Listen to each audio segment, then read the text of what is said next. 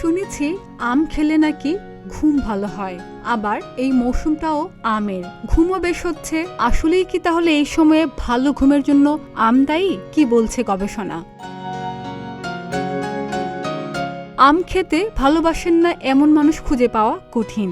রসালো এই ফল স্বাদ, ঘ্রাণ ও পুষ্টিগুণ সব দিক থেকেই এগিয়ে আছে, কিন্তু আম খাওয়ার পর অনেকেরই হালকা ঝিমুনি ভাব আসে বা ঘুম ঘুম অনুভূত হয়। আম খাওয়ার পর এমন হয় কেন, তা নিয়ে অনেকেরই মনে প্রশ্ন জাগে। কেন এমন হয় জানেন? পাকা আমে আছে প্রচুর পরিমাণে ট্রিপটোফ্যান নামের অ্যামাইনো অ্যাসিডের উপস্থিতি, যা ঘুম আসতে সাহায্য করে। এছাড়া আমে রয়েছে কার্বোহাইড্রেট, ফাইবার, ভিটামিন, মিনারেলস। এসব উপাদান শরীরে ইনসুলিনের মাত্রা বাড়ায়। পুষ্টিবিদদের মতে এই ইনসুলিন শরীরে অধিক পরিমাণে ট্রিপটোফ্যান মস্তিষ্কে চালনা করে, ফলে মস্তিষ্কে ট্রিপটোফ্যান থেকে অনেক নিউরোট্রান্সমিটার সিনথেসিস হয়, যার ভেতরে সেরোটোনিন অন্যতম।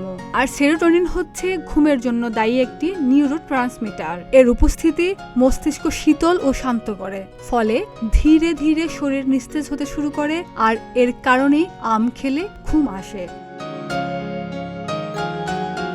এছাড়াও পাকা আমে থাকে vitamin B6, vitamin B12, magnesium, potassium ও মিনারেলস। ম্যাগনেসিয়াম স্নায়ু উত্তেজনা হ্রাস করে এবং পেশি শিথিল করে। পটাশিয়ামও প্রাকৃতিক পেশি শিথিলকারী হিসেবে পরিচিত।